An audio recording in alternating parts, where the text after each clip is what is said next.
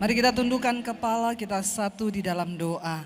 Terima kasih Tuhan, kami mengucap syukur buat malam hari ini. Kami tahu dan percaya malam ini boleh ada semua karena anugerah Tuhan. Biarlah Engkau mendengarkan setiap kerinduan kami Tuhan, agar tanah Papua ini boleh menjadi terus dalam damai sejahtera. Bahkan dari kota ini, dari tanah ini boleh menjadi barometer bagi Indonesia Tuhan. Biarlah berkat Tuhan mengalir bagi tanah ini Bapa. Tuhan sampaikan isi hati-Mu, firman-Mu bagi setiap kami. Urapi hamba-Mu yang tidak ada apa-apanya Tuhan. Berbicara bagi kami buka hati, pikiran, roh, jiwa dan tubuh kami. Di dalam nama Tuhan Yesus. Sama-sama kita katakan. Amin. Papua, bilang menyala. Papua, tepuk tangan buat Tuhan Yesus. Silakan duduk Bapak Ibu, haleluya. Terima kasih buat seluruh panitia, saya ucapkan buat Bapak Kapolda, Bapak Wakapolda dan seluruh pemerintah daerah di sini. Juga semua tokoh agama yang berkenan hadir, ya saya berterima kasih karena saya boleh ada semua karena kepercayaan dan juga anugerah Tuhan.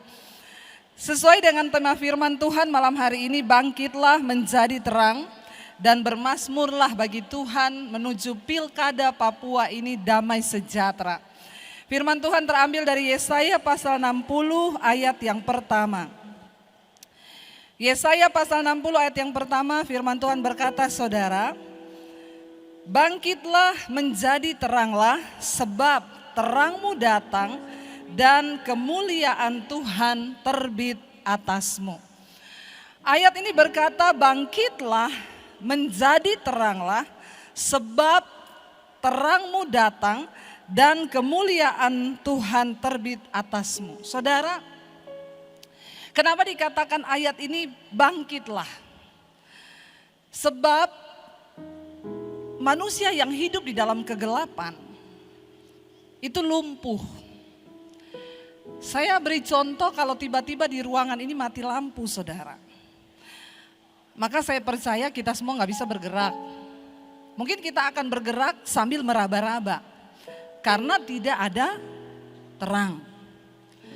Orang yang hidup di dalam kegelapan itu main tabrak sana, main tabrak sini. Orang yang hidup di dalam kegelapan dia tidak bisa melakukan apa-apa. Keadaannya stuck, dia berhenti. Dia lumpuh di situ sebab tidak ada terang. Ayat ini dengan jelas berkata, bangkitlah menjadi terang dan ya kita harus bermasmur bagi Tuhan. Bangkit menjadi terang sebab terangmu datang dan terang Tuhan, kemuliaan Tuhan terbit atasmu. Saudara, saya percaya kita itu bisa mengalami kebangkitan dan hidup menjadi terang hanya kalau ketika kita mengalami perjumpaan dengan Tuhan, encounter with God. Ya, ada banyak orang mengaku Kristen, Katolik, tapi juga banyak di antara mereka yang masih hidup di dalam kegelapan. Ayat ini berkata bangkit. Papua bangkit. Supaya hidup kita boleh menjadi berkat bagi banyak orang, terutama bagi tanah kelahiran kita, saudara. Ya, enggak menjadi jaminan kita ini disebut Kristen, Katolik, kalau hidup kita tidak menjadi berkat. Ya, tidak ada terang Tuhan di dalam diri kita. Kita harus melihat dunia ini. Saya tadi malam di bandara di Jakarta, pesawat kami jam 00. Kami duduk di ruang, di lounge saudara. Haleluya. Saudara ya, kita duduk di lounge. Saya hanya duduk beberapa jam di situ. Saya mendengar berita. Pertama, seorang istri membunuh suaminya karena judi online. Kedua berita, ada seorang suami yang gantung diri di dapur. Lalu dia tulis surat kepada istrinya, surat wasiat. Aku terlibat pinjaman online dan rumah ini sudah aku gadaikan di bank. Saya nonton berita itu, ada anak sekolah yang dianiaya, dibunuh, mayatnya dibuang ke sungai. Ketika saya menonton itu saudara, saya melihat kenapa semua itu bisa terjadi. Dosa demi dosa, kejahatan demi kejahatan terjadi. Semua agama mengajarkan yang baik. Tapi kalau orang hanya sekedar beragama, tapi tidak bertemu Tuhan, ini yang menjadi celaka saudara. Ketika orang mengalami terang Tuhan, maka hidup kita pasti berubah. Alkitab berkata begini saudara, di dalam surat Yakobus, engkau percaya ada Allah, itu baik. Tapi setan juga percaya akan hal itu. Jadi kalau iman kita hanya sampai dipercaya bahwa Tuhan itu ada, maaf saudara, setan juga percaya. Kalau level iman kita hanya percaya, maka kita ini satu level sama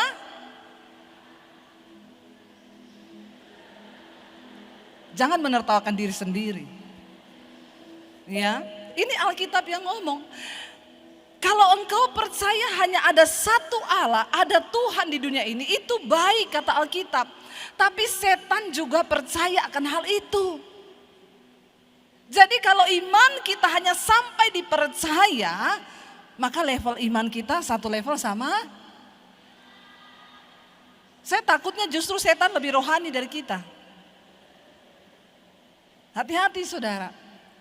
Ada Pak Pendeta jalan di kuburan, ketemu kuntilanak, dia lari terbit-bit, setan lari dia. Kuntilanak lihat Pak Pendeta sambil ngomong gini, darah Yesus. Jadi lebih rohani mana? Setan atau Pak Pendeta? Gak apa-apa saya ngomongin Pak Pendeta, karena saya juga pendeta toh. Gak ada yang marah toh. Jadi saudara, beriman menjadi terang, membawa damai, hidup berdampak, itu tidak bisa dilihat dari status kita, keagamaan kita. Kita boleh punya titel yang berderet-deret, kita boleh punya gelar, mau pendeta, mau majelis, mau romo. Tapi kalau engkau hidup di dalam kegelapan dan tidak ada terang Tuhan dalam dirimu, maka kau satu level sama. Bukan saya yang ngomong, Alkitab yang ngomong. Ya. Maka orang yang menyebut dirinya anak Tuhan, dia harus berjumpa dengan terang Tuhan. Dan ketika kita berjumpa dengan terang Tuhan, hidup kita berubah. Apa yang menyebabkan manusia itu saling bunuh, saling ribut? Ini sebentar lagi pilkada. Tapi saya bersyukur, ya. Saya mendengar dari panitia, mereka berkata pemerintah daerah di sini percaya bahwa kedamaian itu bisa terjadi hanya karena campur tangan Tuhan. Amin saudara. Makanya diadakan acara-acara keagamaan, memang benar itu paling tepat Pak. Saya berdoa semua pemimpin di Indonesia juga punya pikiran yang sama dengan Bapak. Ya. Karena kalau kita hanya kasih tahu tanpa umat itu bertemu Tuhan, maka sia-sia. Enggak ada yang bisa merubah manusia. Semua agama mengajarkan yang baik. Ya, tapi kalau kita cuma sampai di ajaran buat apa saudara? Kenapa terjadi pembunuhan, pertikaian, perselingkuhan, persinahan, kenajisan? Semua akibat dari manusia yang hidup di dalam kegelapan. Kita perlu terang.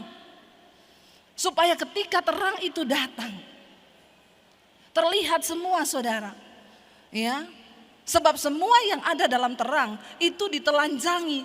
Orang kalau hidup dalam terang saudara, dia nggak bisa sembarangan karena semuanya terlihat. Bapak-bapak yang sudah hidup di dalam terang, itu handphonenya nggak dipasang password yang istrinya nggak tahu. Amin ibu-ibu. Ya, bapak-bapak ada di sini yang istrinya nggak tahu password HP suaminya? Enggak ada ya, semua bapak-bapak di Papua ini sudah bertobat, amin. Insya Allah. Ya, tanda kita hidup dalam terang, enggak ada yang perlu kita sembunyikan. Sekarang yang namanya perselingkuhan, ya, ada bapak-bapak saudara, HP-nya, ya ditulis Yanto. Padahal Yanti. Ya, malam-malam telepon berdering terus, istrinya lihat jam 10 malam kok telepon. Dilihat begini, tukang sedot WC. Istrinya tanya, "Pak, kok malam-malam tukang sedot WC telepon kamu terus tuh kenapa?" Ini gelap, ini gelap. Ya, saya mau bicara tentang damai. Kalau kita menginginkan damai di kota kita, di bangsa kita, semua dimulai dari diri kita. Pertama, di dalam keluarga kita dulu. Katakan. Jangan cuma amin-amin di sini, pulang bilang lakukan. Kadang orang Kristen tuh gitu di gereja, amin kenceng. Kalau di gereja nyanyi, kita buat iblis gemetar. Sampai di rumah, iblis buat kita gemetar. Totofore iblis baking kok. Bertobat. Saudara, sebab ketika ada terang Tuhan dalam hidup kita, maka kita ini ya hidup di dalam kegelapan. Tapi saya pengen kita baca Yohanes pasal yang ketiga ayat 19 sampai 21. Yohanes 3 ayat 19 sampai 21, firman Tuhan berkata begini. Dan inilah hukuman itu, terang telah datang ke dalam dunia, tetapi manusia lebih menyukai kegelapan daripada terang. Sebab perbuatan-perbuatan mereka itu jahat. Barang siapa berbuat jahat, ia membenci terang dan tidak datang kepada terang itu. Supaya perbuatan-perbuatannya yang jahat itu tidak nampak. Tetapi barang siapa melakukan yang benar, ia datang kepada terang supaya menjadi nyata bahwa perbuatan-perbuatannya dilakukan di dalam Allah. Terang itu sudah datang ke dalam dunia. Tapi manusia lebih mencintai kegelapan. Kenapa? Karena perbuatan-perbuatannya itu adalah jahat. Ya, bagaimana kita bisa bersinar? Bagaimana kita bisa bangkit? Kalau tidak ada terang dalam hidup kita, bapak-bapak, engkau bisa sukses di dalam karir. Tapi kalau engkau gagal dalam hubunganmu dengan Tuhan, maaf, engkau sudah gagal sampai pada kekekalan. Kita berdoa supaya para pemimpin yang akan terpilih di pilkada, benar-benar orang yang takut akan Tuhan. Karena pilkada dengan pilkabe itu beda tipis. Ya, kalau pilkabe itu lupa jadi. Kalau pilkada jadi lupa. Tapi di sini tidak. Tepuk tangan dong buat Tuhan. Kita berdoa ya, supaya para pemimpin daerah yang akan dipilih benar-benar orang yang mengabdikan dirinya kepada Tuhan. Sehingga dia melakukan semuanya untuk manusia seolah-olah untuk Tuhan. Saudara, mari kita mulai belajar dari diri kita sendiri dulu. Jangan membenci terang. Satu saat kita semua ini akan mati. Saya satu saat pelayanan di satu daerah, saudara. Lalu ada pejabat datang menemui saya di salah satu ruangan. Dia datang, dia bilang begini sama saya, "Bu Pendeta, saya minta didoakan." "Kenapa, Pak?"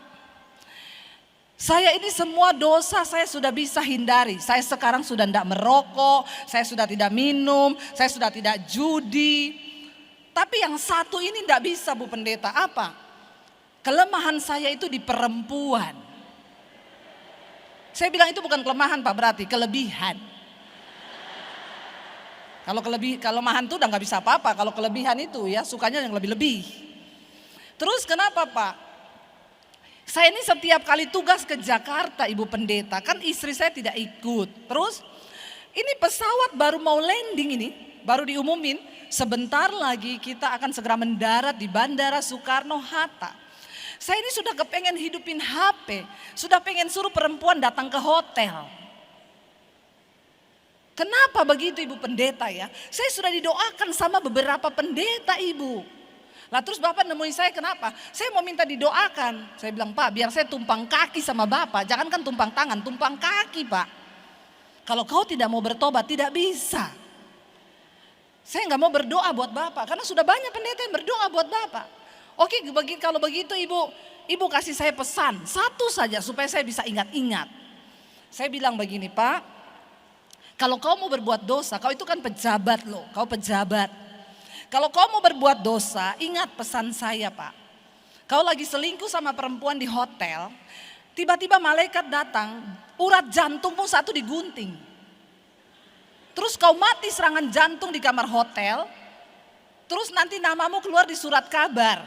Jadi Bapak pilih masuk neraka, masuk sorga atau masuk koran. Lalu dia bilang gini, aduh Ibu Pendeta jangan ngomong begitu. Saya bilang, abis saya mau ngomong apa sama Bapak? Bolak-balik semua pendeta udah doain Bapak. Kalau orang suka tinggal dalam kegelapan, dia akan membenci terang. Ya, sebab dia lebih suka melakukan dosa.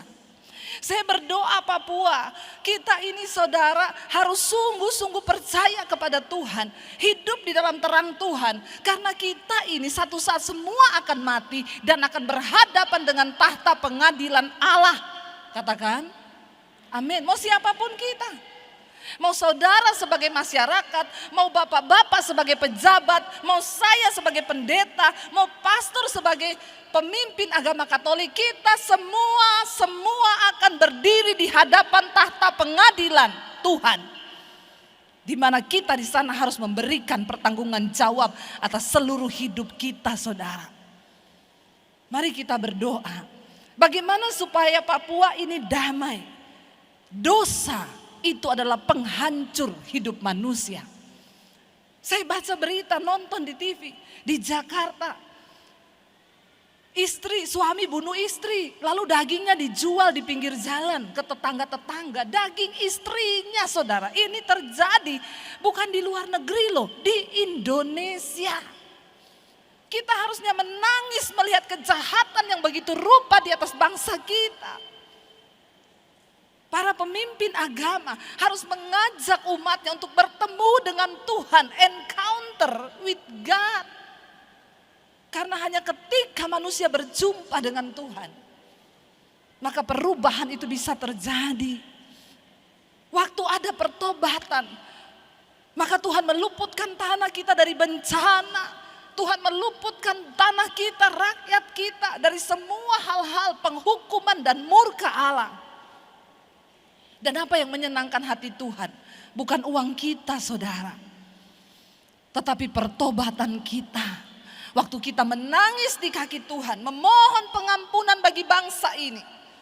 Membawa hidup kita di dalam kebenaran dan terang Tuhan. Maka hati Tuhan itu akan luluh dan Dia akan mengasihi tanah kita. Ingat Bapak Ibu, saat kita berada di dalam terang, kita baru mengerti tentang kebenaran. Bahwa ternyata membunuh sesama manusia itu jahat dan keji di mata Tuhan.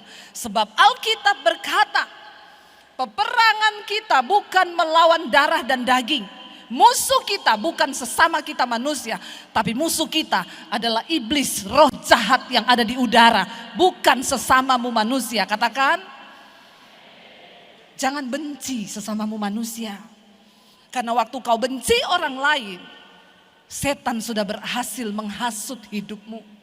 Jangan benci istrimu, jangan benci suamimu, jangan benci anakmu, tapi bencilah roh jahat yang ada di dalam dia. Dan kau harus berdoa buat dia. Makanya Yesus mengajarkan, jangan kalah dengan kejahatan, tapi kalahkan kejahatan dengan kebaikan. Yesus bilang, kalau ada orang berbuat jahat padamu, doakan orang itu, mintalah berkat bagi dia. Dan itu tidak mudah. Tapi sebagai pengikut Kristus, kita harus mampu melakukan itu. Saya mau bertanya, orang Kristen di sini yang sudah berdoa bagi musuhmu, berapa banyak? Angkat tangan. Puji Tuhan, sudah banyak. Saya mau tanya dulu, doanya apa? Nah ini perlu ini diketahui doanya apa. Saya berdoa, Bu, Tuhan, aku tidak bisa balas dia, Tuhan. Tapi kalau kau yang balas, 7 kali lipat, Tuhan. Bertobat kau. Tuhan tidak suruh kita berdoa begitu. Tuhan bilang sekalipun orang berbuat jahat kepada kita, berdoa, mintalah berkat bagi orang itu. Tuhan, aku mengampuni dia. Saudara, kalau kita semua hidup dalam terang Kristus, kita berbangsa, kita bernegara, ya, siapapun yang terpilih, justru hari-hari ini kita harus berdoa supaya yang terpilih adalah orang yang tepat, yang akan membawa Papua ini maju, yang akan membawa Papua ini bersinar, yang akan membawa Papua ini diberkati oleh Tuhan. Papua ini tanah yang sangat kaya, tanah yang diberkati. Karena itu mari kita sungguh-sungguh hidup takut akan Tuhan. Mari kita menangis kepada Tuhan bagi tanah ini. Biar tidak ada lagi di tanah ini pertikaian, pembunuhan, kemabukan, kenajisan, percabulan, perselingkuhan. Sebab semua hal itu adalah perbuatan kegelapan yang akan dapat membawa murka Tuhan turun atas tanah kita. Saudara, kita berdoa supaya sungguh-sungguh tanah ini diberkati. Kekayaan alam yang begitu luar biasa. Saya setiap kali berdoa buat Papua, saya nangis di hadapan Tuhan. Saya mengasihi saudara-saudara saya yang ada di Papua. Saya selalu berdoa, Tuhan, ampuni Tuhan, ampuni semua umatmu yang ada di tanah Papua dengan segala dosa-dosa dan kegelapan yang masih mereka hidupi. Ampuni Tuhan kalau anak-anakmu membenci terangmu dan tidak mau datang kepada terang itu. Tapi biar malam ini saudara, kita sungguh-sungguh berdoa agar kebangunan rohani itu boleh terjadi di tanah ini. Sehingga hujan pertobatan tercurah. Dan doa-doa kita menembus sorga dan mendatangkan kemuliaan Tuhan. Satu pesan saya, ingat Bapak Ibu, kita tidak pernah tahu kapan kita mati. Kita nggak pernah tahu kapan kita dipanggil Tuhan. Dan memang kita tidak perlu tahu karena itu rahasia Tuhan. Tapi bagian kita, kalau kita masih hidup sampai hari ini, mari kita hidup menyenangkan hati Tuhan.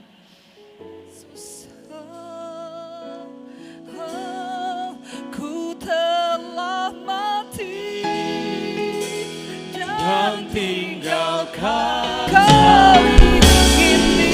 Mari kita tutup mata dalam hadirat Tuhan. Kami bawa hidup kami Tuhan. Kami bersyafaat bagi tanah Papua ini Tuhan. Kami tahu Tuhan sudah memberkati tanah kami dengan kekayaan alam yang begitu luar biasa. Kalau masih ada kutuk di atas tanah ini Tuhan akibat dosa dan pemberontakan kami berdiri malam hari ini di hadapan Tuhan. Ampuni Tuhan, ampuni. Kalau kami anak-anakmu menyakiti hatimu di tanah ini dengan dosa percabulan, kenajisan, kemabukan, kebencian, pembunuhan, ada pertumpahan darah, kami tahu Tuhan membenci semua hal-hal kegelapan itu. Kami sama-sama menaikkan doa malam hari ini dari tempat ini Tuhan. Kami tahu Engkau Tuhan yang melihat dan mendengar air mata kami. Biar hujan pertobatan tercurah atas tanah ini Tuhan. Ampuni tanah kami Tuhan, ampuni Bapa. Kami berdoa setiap kutuk-kutuk kemiskinan, kutuk-kutuk perpecahan yang ada di atas tanah ini, kami patahkan, hancurkan di dalam nama Tuhan Yesus. Ganti Tuhan dengan damai sejahtera. Ganti Tuhan dengan ketenangan, dengan kemakmuran yang dari Tuhan. Kami juga mengangkat tangan bagi setiap pejabat-pejabat-Mu yang ada di kota ini Tuhan. Beri roh takut akan Tuhan dalam hidup mereka. Supaya mereka menghormati Tuhan. Menghormati pernikahan. Tidak ada perselingkuhan. Mereka menghormati dan menjunjung tinggi kekudusan. Sebab satu saat mereka akan memberi pertanggungan jawab atas setiap jabatan yang sudah Tuhan beri di atas tanah ini. Biarlah para pejabat, para calon-calon pilkada Tuhan, kami berdoa taruh roh takut akan Allah dalam hidup mereka. Supaya tanah ini diberkati oleh Tuhan. Terima kasih Bapak. Kami tahu Engkau sendiri akan meneruskan setiap firman-Mu atas kami. Hamba-Mu sudah selesai berbicara. Dan Roh Kudus yang akan menyampaikan firman ini. Bahwa hidup kami Tuhan selalu ada di dalam perkenanan-Mu ya Bapa. Terima kasih Tuhan, terima kasih. Buka hati dan tangan-Mu Bapak Ibu. Terimalah berkat dari Allah Bapa, cinta kasih dari Tuhan Yesus Kristus, penyertaan Allah Roh Kudus yang akan memenuhi hati dan hidupmu mulai hari ini. Bahkan sampai kali yang kedua Tuhan Yesus datang menjemput kita, nama-Mu tercatat di dalam kitab kehidupan. Di dalam nama Tuhan Yesus yang percaya diberkati Tuhan, katakan bersama, amin.